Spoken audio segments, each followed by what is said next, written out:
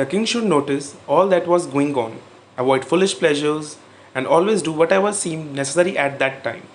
माना दूसरे लोगों ने यह कहा कि किंग को अपना सारा काम एडवांस में कर लेना चाहिए, कोई भी काम जिसको वो करना चाहता है, और उसने कहा कि बेकार की जो मतलब बेकार की सूझबूझ है उसमें अपना दिमाग न लगाए, बाकी जो भी उसको दिखे कि अब ये ज़रूरी है तो उसका उसी वक्त कर लेना चाहिए. Yet others said that the king needed a council of wise man who would help him act at the proper time.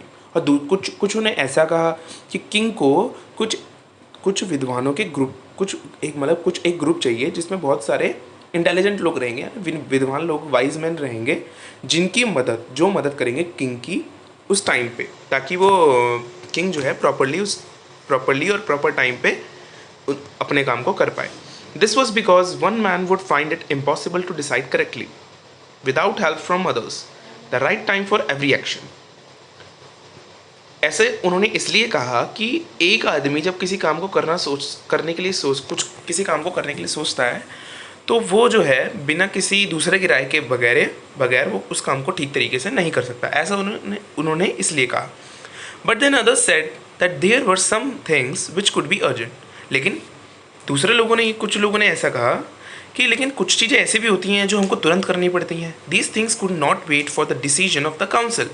तो ऐसे समय पे हमको किसी ग्रुप की या हमारे काउंसिल माना group of people which decides that what we do, माना ऐसा ग्रुप ऑफ पीपल है जो डिसाइड करता है कि हमको क्या क्या करना है, जो निश्चय तय करता है कि हमको क्या काम करना है, क्या काम नहीं करना है. लेकिन कुछ लोगों ने ये कहा, तो बात ये चल रही थी कि कुछ लोगों ने ये कहा कि हम अगर कोई अर्जेंट बात होती है तो उस वक्त हम काउंसिल से नहीं पूछ पाएंगे ना, अगर तुरंत जिसका डिसीजन तुरंत लेना हो. तो in order to decide the right time for doing something it is necessary to look into the future. अगर हमको किसी काम को सही तरीके से और सही समय पर करना है तो इसके लिए हमको अपने भविष्य में देखना पड़ेगा. And only magicians could do that. और ऐसा सिर्फ जादूगर ही कर सकते हैं. The king therefore would have to go to the magicians. तो यहाँ पर जो किंग को है, राजा को जो है, मतलब जादूगरों के पास जाना पड़ेगा. In their answers to the second question some said that the people most necessary to the king were his councillors.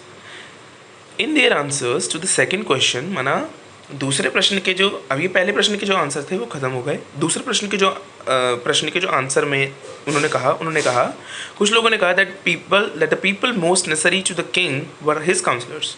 Others said the priests. माना दूसरा प्रश्न क्या था? दूसरा प्रश्न यह था कि which people should he listen to. दूसरा प्रश्न राजा का यह था कि मुझे किन लोगों की बात सुननी चाहिए. तो लोगों ने कहा कि किंग जो है अपने काउंसलर्स की बात सुने. दूसरों ने कहा वो पंडितों की बात सुने जिनको वो मानता है मतलब king. A few others chose the doctors. और कुछ ने कहा कि वो चिकित्सकारों की सुने. जो किंग है वो चिकित्सकारों माना डॉक्टर की सुने. And yet others said that his soldiers were the most necessary. और कुछ लोगों ने ये कहा कि उसके जो सैनिक हैं वो सबसे ज़्यादा ज़रूरी हैं, वो उसकी सुने किंग.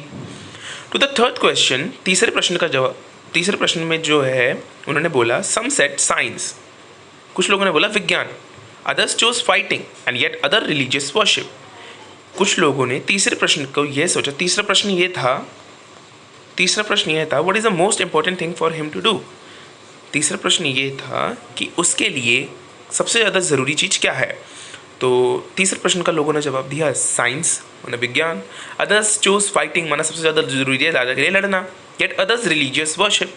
या फिर दूसरे लोगों ने कहा कि सबसे ज़्यादा है पूजा पाठ करना. As the answers to this questions were so different the king was not satisfied and give no reward.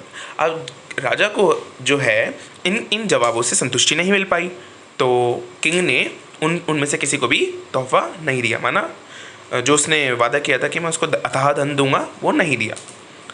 Instead he decided to seek the advice of a certain hermit who was widely known for his wisdom. Hermit, अब यहाँ पे जो word आया hermit माना क्या? A person who lives alone and leads a simple life.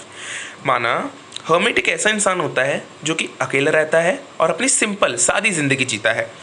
तो यहाँ पे क्या बात हुई? Instead he decided to seek the advice of a certain hermit who was widely known for his wisdom.